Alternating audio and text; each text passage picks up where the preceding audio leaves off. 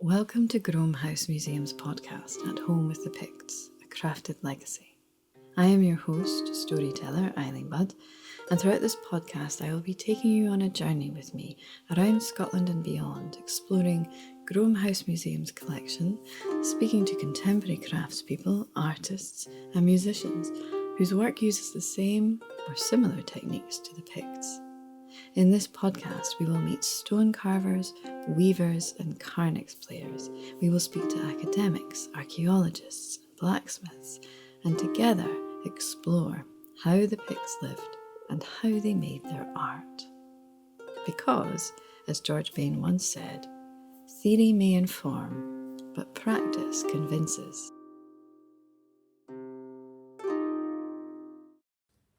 The music episode. Music has been an important part of human societies for millennia. Music inspires, soothes, and rallies us. It's present at some of the most significant moments of our lives, whether that's choosing a song for the first dance at a wedding, or a playlist for a long car journey, or Christmas carols, skipping rhymes, walking songs. Music is so much more than just the soundtrack of our lives. In Scottish folklore, music has a special role, one that can bridge the space between our mortal world and the realm of the fairies.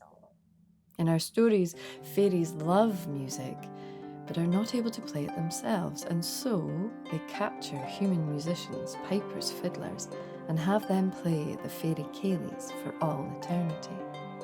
When it comes to the Picts, they have left us some clues as to what their music would have sounded like, with depictions of clarsachs, harps in the stones, and archaeological finds of Pictish carnix, a war horn. So in this episode, I've been speaking to harpists and carnix players to get a sense of what Pictish music was like. Our first group of people I'd like to introduce you to is Flora and Fauna. Yeah, so hello, I am Lucy Hendry. I am a harpist. I'm originally from the northeast of Scotland, Auchenblay to be precise, and I am currently a full-time freelance leva harpist or clarsach player. My name is Justyna Krzyżanowska, and I'm from Stockholm, Sweden. I'm also a harpist, and I play both the lever harp and the classical pedal harp. And I'm also a full-time freelancing musician. Apart from music, I also do a bit of photography and filming and other bits and pieces.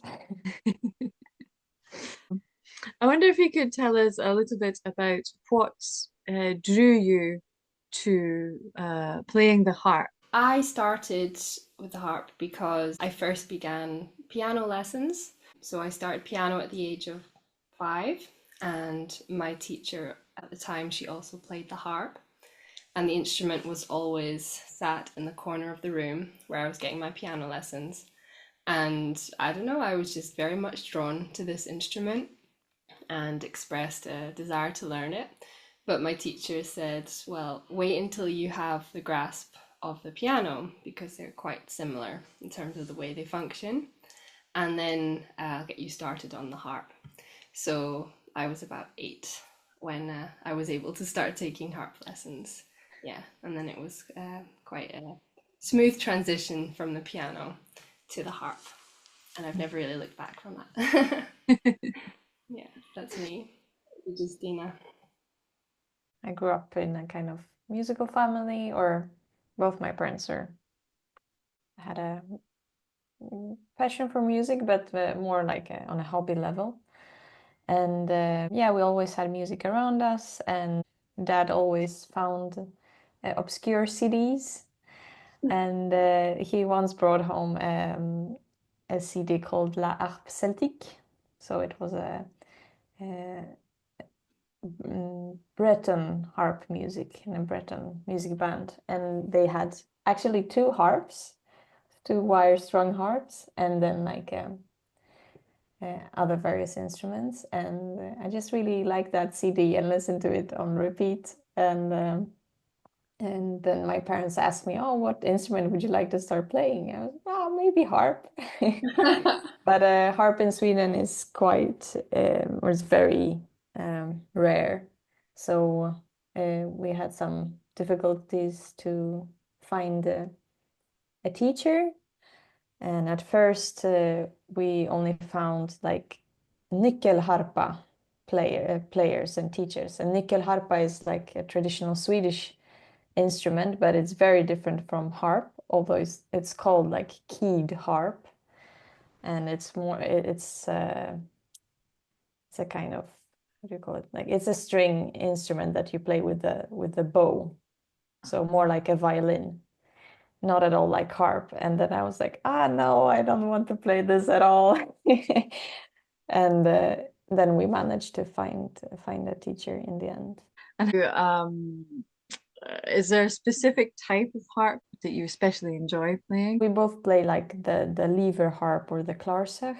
I've also played a lot of the pedal harp, the orchestral harp, but I really prefer the lever harp.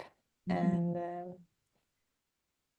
even though like some could say that the mechanism or the nature or like the instrument is simpler than the pedal harp, but I just enjoy it a lot more because it has a different tone and like ring to the instrument, and it's much lighter to play, and which means you can play different types of genres of music more easily. Yeah. I only play the lever harp. I've never really, or not had the same opportunities to learn the pedal harp. Although in an ideal world, I would love to just have a pedal harp in my room. But the lever harp is a hugely practical harp compared to the pedal harp. Yeah. And so I just find it, it's working for me right now as I travel around, and you have to consider the pedal harp a lot more, or potentially arrange to use another pedal harp in another destination if that's what you are playing. So I think the lever harp's great for practicality right now. Yeah. Makes absolute sense, yes. And have you ever explored historic harps? Thinking about the Picts, there's quite a few depictions of Klarsach harp players, lyre players as well, on the stones. Have you ever explored any historic pieces of music, or drawn any inspiration from historic pieces? That's a good question. I probably touched on it a little bit more in my education. So we both studied at the Conservatoire in Glasgow on the traditional music course. So I was doing a bachelor's, and then Justina came and did a master's there. I've had a few lessons with Bill Taylor in my time. So he specializes in like wire strung harp, which is more of the ancient variety. And that is quite different in terms of the material of the strings, the technique you use to play. It's very different because it's such a resonant harp. So you're continually having to sort of damp the lever strings, and when you're trying to articulate ornamentation, which is a big part of the music, sort of based around ornamentation, then you're always having to sort of plan your fingering. So it's a very different way of thinking about playing, and I've had a few lessons with that. If you were to get into that harp, it's like you'd have to relearn the instrument in a new way, I think. So I was fortunate to try it, but I've never like studied it in depth. And I think the music that he was teaching, that was pretty old, and that was probably the oldest repertoire that I have come across. The melodies are a lot simpler because it contains a lot of this ornamentation, which just embellishes the whole melody. So it was very interesting to try that. And there's a few harpists, particularly in Scotland, that are specializing in that practice. But I would say the majority of harpists now, especially in Scotland, are focusing more on the leva harp, or the present day harp as we are mostly familiar with it now. Mhm. That's my experiences. Not huge, but apart from that, maybe some of Caroline pieces, but which we were taught at university. But yeah, I'm not sure. What about you, Justina? Have you Yeah, experienced? I've been quite interested in it. And I mean, from the very beginning, like what drew me to the harp was the sound of the wire strung harp, which is like the oldest type that we're speaking about. And like, yeah, the Irish or the harp of the, I guess, Gaels and the Picts was like wire strung. So made of, I think it was like, not bronze, but at least I know they have silver strings, but some kind of metal strings. And I like really love the sound of that harp the most. Uh, because it has such a like otherworldly like sound to it, and it really sounds like from another realm. I don't know. I think I went to the Edinburgh Harp Festival, and there I did a one-day workshop in how to play or just try out to play the wire strung harp, and I absolutely hated it. So like the actual playing, because as Lucy said, it's so different from how you play the harps like that we know. It's like a completely different technique, and the harp is much smaller. You place it in your lap, and it's a big focus on like the ornaments, and then you play with, for example, with the fingernails, which we don't do, and the movements are very small. Like it's very much about like dexterity of fingers and very small movements. And when you compare it to when you play pedal harp or lever harp, it's a lot of focus on the strength in your finger muscles. Is how to articulate with your hands, and it's all about uh, that, and having the proper technique in the hands, not like in your fingernails. So you're used to something completely else, and the harp is quite like a physical instrument. Like you need to be strong and in the hands, and well, you need to carry it around a lot. It is physical in some way, and the wire strung harp was like the opposite of that. So it was a bit of a disappointment for me because I really loved the sound. But then I decided I'm just gonna enjoy listening to it and not delve into that world Mhm. uh, because it's so very different. And I was still very intrigued by it and like by the history of it and like who played and what you played.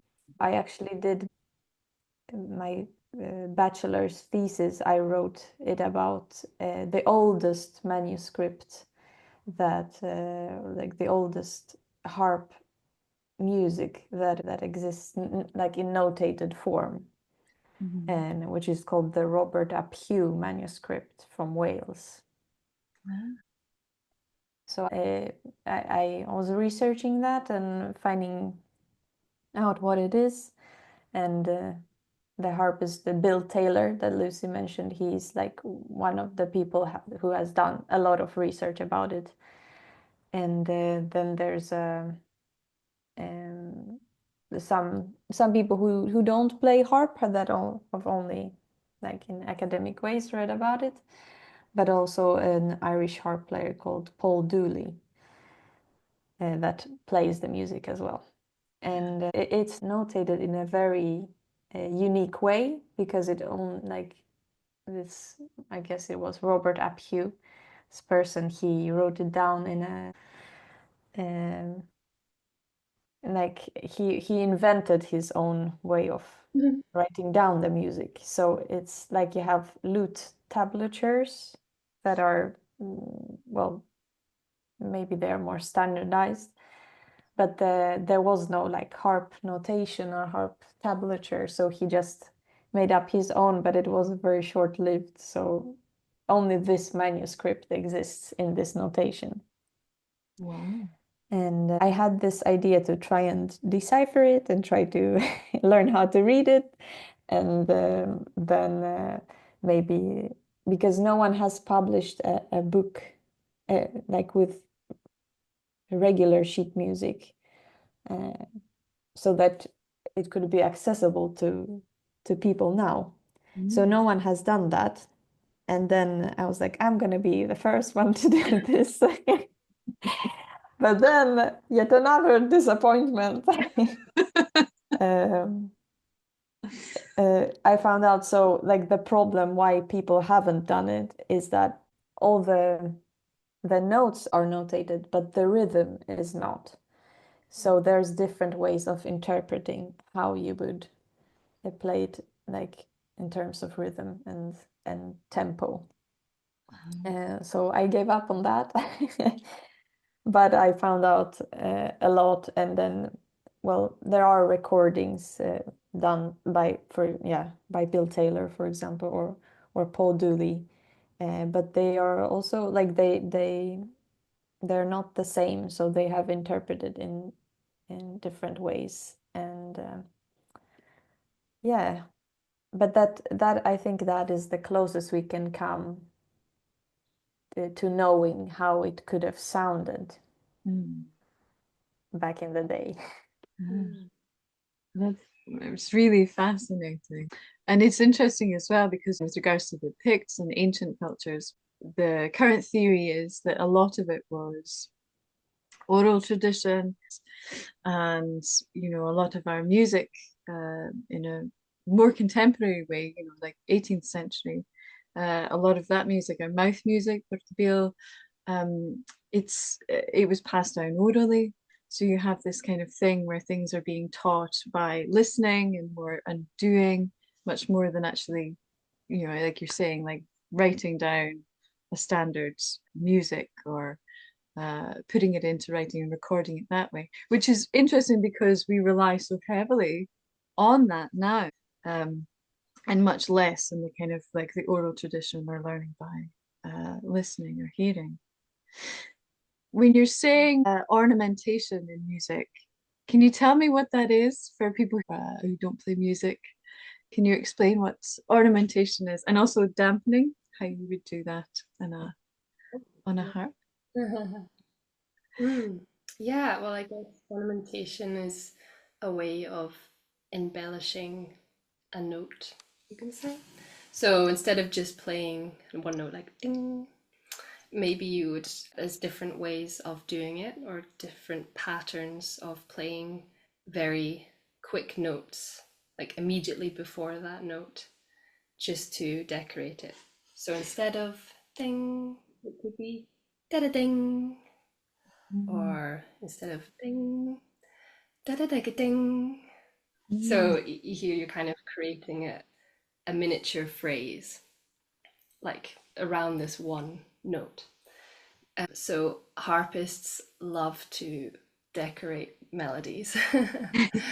We can't seem to just play a melody straight. So I don't know, it just sort of brings it to life a little bit. I think, yeah, it embellishes it. For me, that's what ornaments are. And I think that there's certain names for some ornaments as well. So I think fiddlers will ornament melodies as well. But for harpists, when I speak about dampening, because there's such resonance in the instrument, and especially with a wire-strung harp, if you were to let all the notes just ring, it would sound very mushy, and you couldn't really get a clear sense of what's going on. So when I say dampen, I just mean to sort of stop the string from ringing, to just kind of cut the resonance. So you're trying to create this really clear-cut melody and clear-cut embellishment. So it's just sort of careful planning of when to stop certain notes. And from what I remember when trying the wire strung harp, this definitely requires more planning to dampen the strings. Like right now when I play the Leva harp, it's kind of more automatic and you just sort of damping a whole load of notes maybe. But with the wire string, you're having to think about specific notes that you're dampening. Yeah, because there's so much focus around the melody. Like it's kind of quite fragile, so it's just to let it sing out properly. Okay.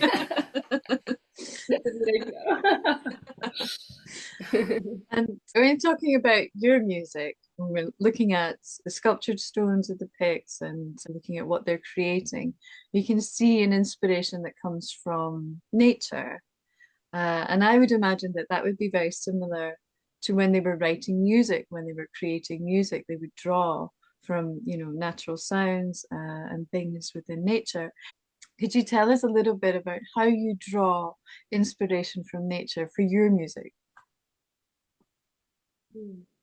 We've written music that is inspired by the medieval bestiaries. So the bestiaries are books and collections of legends and tales about animals and plants, and were quite popular books in the Middle Ages. But these stories are not taken from the real world, or they're quite like fantastical, and each animal has a story around it, and then each story has like a moral to it. And each animal is symbolizing something. Found out about these bestiaries, and then I started reading about them, and I thought had a very imaginative and just a lot of musical potential. Yes. And so we've written music that is inspired by these stories. So I guess we've been trying to create essentially a musical bestiary.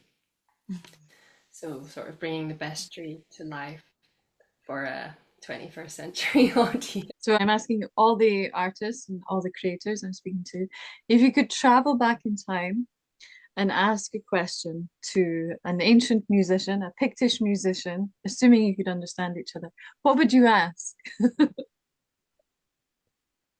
What would you want to know? Wow. I need to think about this. Me too.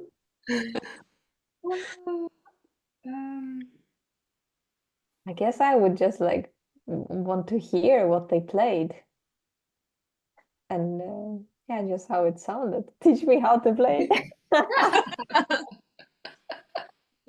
Teach me how to play. I think I'd be very curious at what they would think of what's happening in music today, or like if I could bring them to current day and say, hey, listen to our band. What do you think? I don't know if you like blow their minds. Or if they could be content at where music has gone. Would they be really disappointed? I don't know. Oh no. Yeah, it's a very good question. I think those are both really good answers. Teach me how to play and then come and see my band.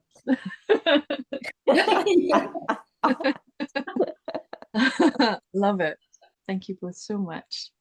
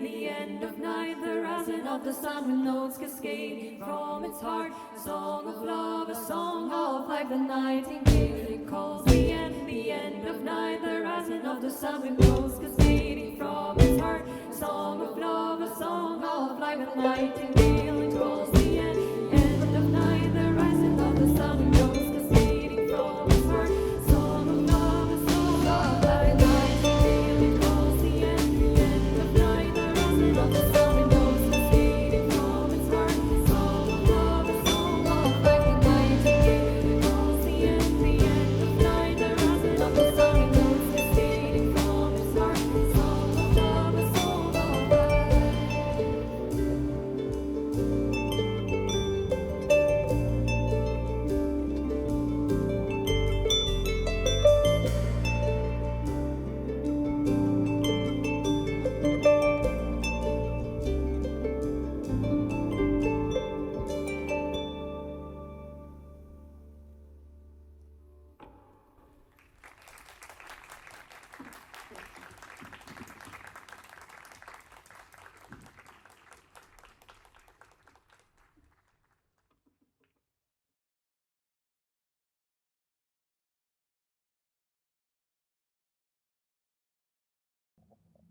From the melodies of the harp, we now go to France and speak to Samuel Merrick, maker and player of the Carnix.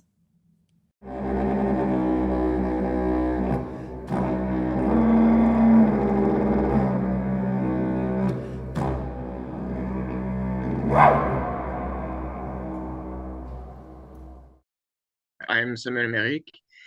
I'm French and build cornices, which are a Celtic horn from the Iron Age. I am also a bronzecaster and a musician and a sound engineer. And I recreate the cornix in my workshop in my house. And what made you want to do this? What was it about the Carnix that drew you in, inspired you? Well, I started to learn metalsmithing by forging iron when I was a teenager. And in 2019, I worked in a reenactment place in a Celtic Iron Age village. That was actually a touristic place where we were several crafters in the village with reconstructed houses, and the people was wandering in the village and going to the woodworker, to the blacksmith, and I was the coppersmith. So when I applied to that place, I applied as a blacksmith, but they told me they would like me to do coppersmithing instead. So they taught me the basics of coppersmithing. And of course, because it was a Celtic Iron Age village, the director of that place wanted to have a cornix there. So he gave me documents and indication to make the cornix and everything. And the season stopped because it's only open between March and November, if I remember. I went to my workshop and I worked on it again to recreate the cornix. And it took me something like 1 year to make a fully functional prototype. I made a lot of trials before, and also I was looking for a lot of archaeological documents. And I chose the documents of the discovery of Tétignac in France in 2004, where 6 or 7, I don't remember, cornices were found there. I started posting that on the internet, on my socials, and a lot of people wanted to have a cornix. So I made cornix endlessly ever since. Oh, that's wonderful. And you use them in your own music. You're a musician and you play them. Mhm. Yes. So how does that work? Do you write music for it? Is it, how does it work as an instrument? The band I use it in is Gofanon, is a band I created a long time ago before I started to craft the cornices. And in the last album that will be released soon, I incorporate the cornix a lot. but it's difficult to write for the conics because the conics is very limited. You can't play melodies with it. You have very few notes available. So it's more like having a bit of conics here and there to have some kind of mood, you know. And how do you get the change in notes or pitch when you're playing the carnix?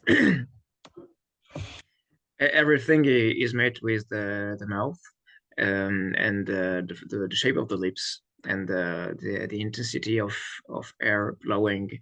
There is no holes or valves or everything on the conics. It's called a natural horn, like the horn of the Alps or the French horn, I guess. And so it's only by the shape of the lips, tight or loose, and the intensity of the airstream that I can change the notes. And is like tighter lips, does it make a higher pitch, a higher note? Yes, it's a little bit like that. To have a higher pitch, you have to get your upper lips over your underlip, like that, and kind of blowing from over Ah. to make the notes. And it's working like any other brass instrument. You have to make to have a note there, and you can also have a sound that is a little bit like a didgeridoo. Ah. Does it have that same requirement for circular breathing as a didgeridoo? Yeah, you can. I don't know how to do circular breathing, but if you do, it's very good on the conics. Yeah. Hmm, amazing.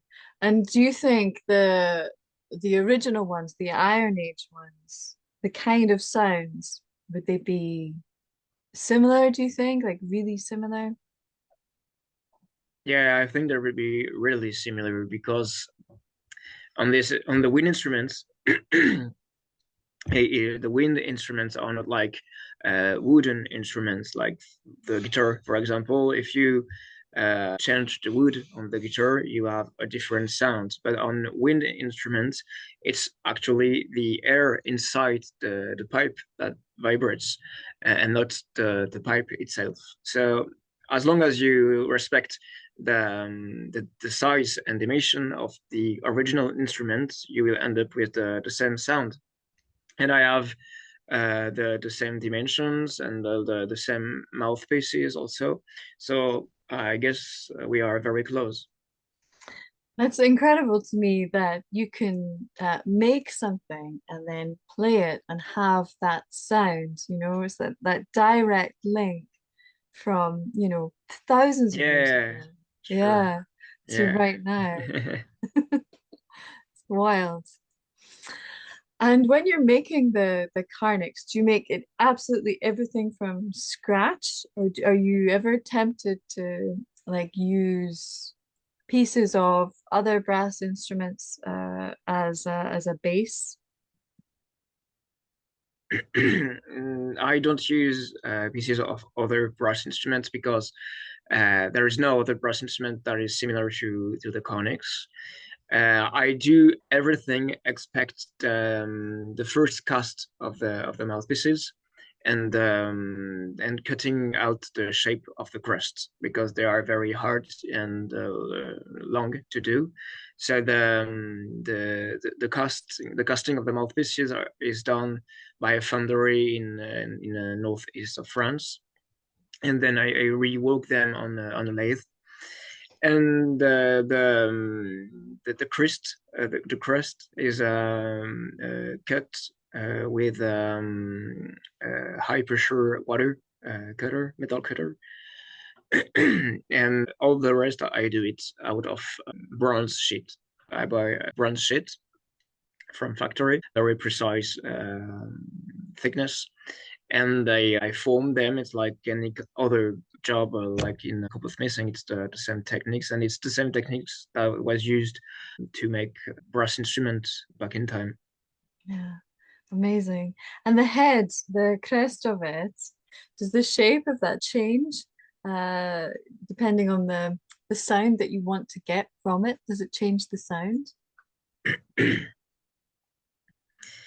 I think yes.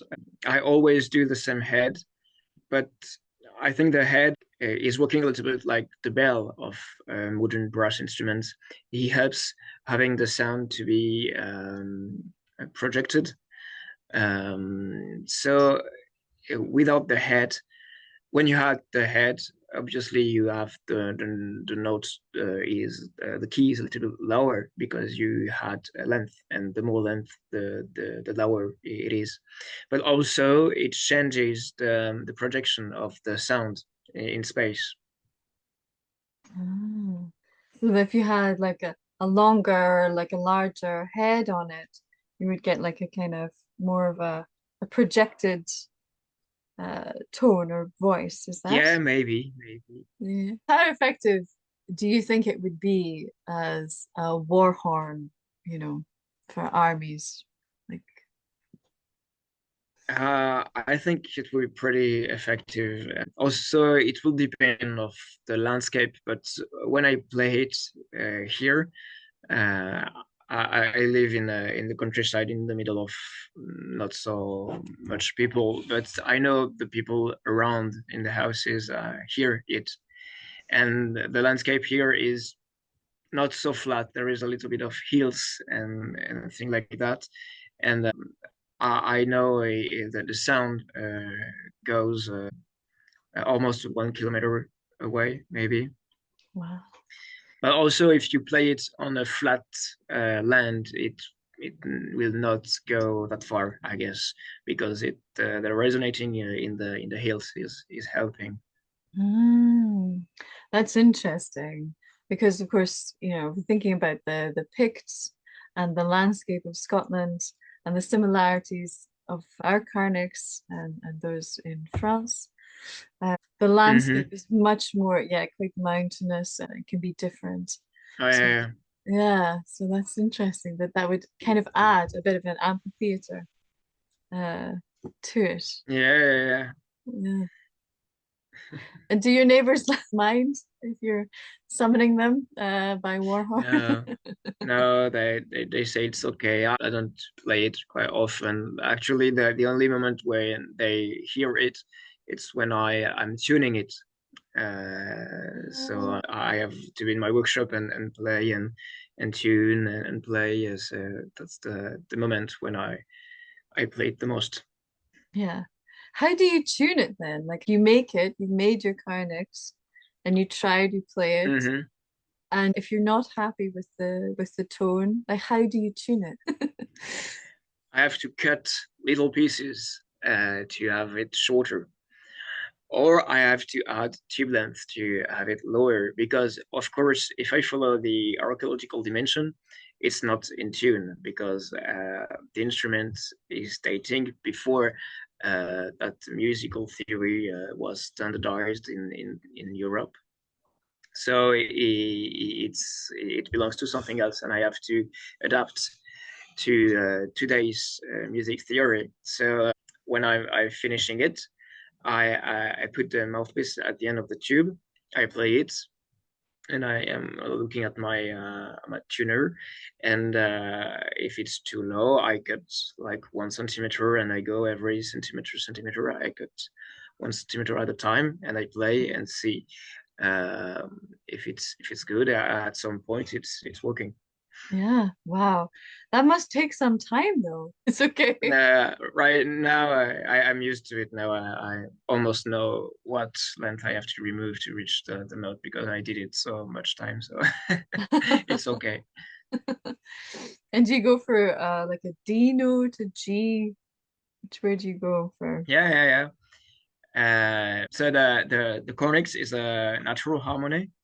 Uh, Actually, what I say, I propose three tunings: D minor, C sharp minor, and C minor, and the major relatives, of course.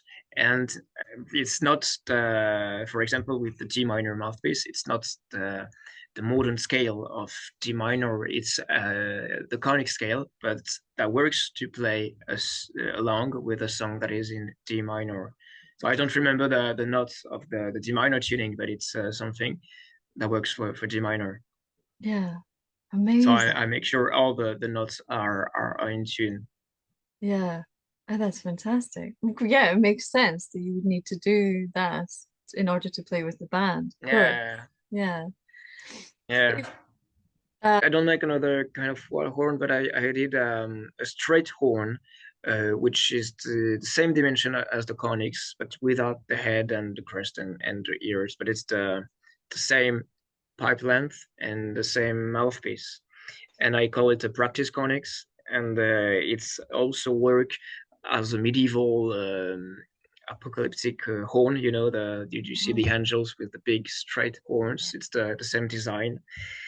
And yeah, so it's a practice conics if you want to practice with the conics mouthpiece and have a similar sound to it.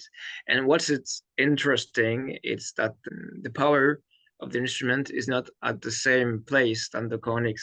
Like the low didgeridoo tone is more powerful on the conics and less powerful on the straight horn, but the high is very powerful in the straight note, so straight horn, and less powerful on the conics.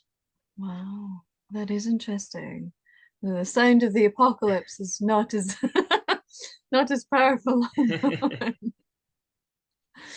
It's interesting because I would have thought it would take, because you're blowing up with the carnix, that there would be less power there than if you were blowing straight. Yeah, so it's interesting. I don't know why it's like that. I think it's wonderful that you're making these things, and it's such an immediate connection with the past, you know, to be able to Yeah, for hear sure. it. And yeah. Has it changed how you Yeah. think? Have you how you think about like ancient people? Has it changed how you think about them making these things? Yeah, actually, not directly with the conics by playing it, but by making researches on it mostly. When I started to work in this Iron Age village, I was very passionate by medieval times, and because of video games, movies, and books and everything. And this is why I started metal smithing, with blacksmithing, with iron smithing, and having to learn the story of the people during the Second Iron Age, having to learn the techniques for copper smithing made me really get me really interested into prehistory. And I got really fascinated by the Neolithic and the Bronze Age, and in comparison with Paleolithic times. And I got really interested in these time periods because the shifting between Paleolithic and Neolithic is very important in comparison to today's society, because a lot of things started there, and it can be explained today thanks to that. And during the Iron Age, like Copper Age, Bronze Age, First and Second Iron Age, there is like an evolution. There is no breaking from the Neolithic thinking, in my opinion. And the break, there is only an evolution, and the breaking is with the Romans. Yeah. I think. Doing all that, doing all this work, including recreating the conics, but also recreating Bronze Age swords and everything, get me more and more respectful toward these people, because they were very amazing crafters and with very rudimentary tools. Yeah, no, absolutely. And also there must have been a great degree of complexity within their society in order to be developing these things to, well, you know what it's like as an artist. Yes. you know, to get the thing that's in your head, the vision that you have in your head, out into the world and do it right. And it requires there is a lot of mathematics involved in order to recreate the Scandinavian bronze lure. Just made a drawing of the bell, which seems very simple. It's a disc with 8 balls, 8 bumps on it, but they're homogeneously placed on the disc, and I had to look up on the internet how to divide a circle in 8 parts and everything, and yeah, and they did all that and even more actually. yeah, their concept of maths and the golden mean, and you know how things worked and how to make things, yeah, it's extremely sophisticated. And it's incredible. I think you're right. The more that we investigate the things that they were making, the things that they were doing, you can see how much more complex they're thinking. I don't believe that people have changed all that much over the past, you know, few thousand years. I think, I think people are kind of people, but yeah, it's amazing to me. It's very cool. I think since the Neolithic, since the Neolithic, like something really changed in the brain of Homo sapiens, and we can still see that today. If you could travel back in time and ask a question to either a Pict or a French person, what would you ask them? What would you want to know?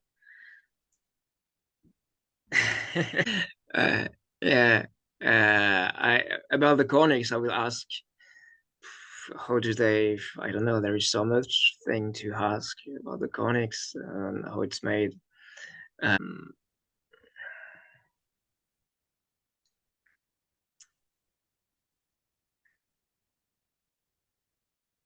How did they produce the tools to craft the conics? That's something I would like to know. Yeah. Yeah. Have you had to make your own? Because and even tools that I was unable to craft, so I have to ask the industry to do it. Oh wow. Yeah. Because you see the conics, you see a picture of it in museums and everything, but you never see the tools they were using. And I think it was, I don't know, I'm not the only one crafting conices or playing conices or learning, researching about the conics, and we all ask each others how it was made and what was the tools like, because you don't find archaeologists don't find conics tools. That's for sure. I just want to thank you so much for your time. Thank you for having me. Oh, a pleasure. Absolute pleasure.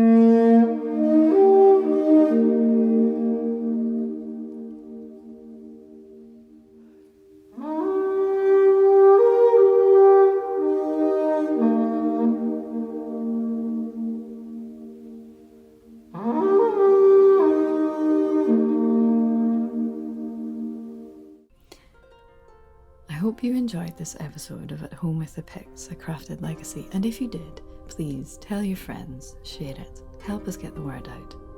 And maybe you have a theory about the Picts you'd like to share. Well, let us know, leave a comment. Special thanks to all our guests for sharing their time, skills, and expertise with us. Thanks to Groom House Museum for letting us explore their collections.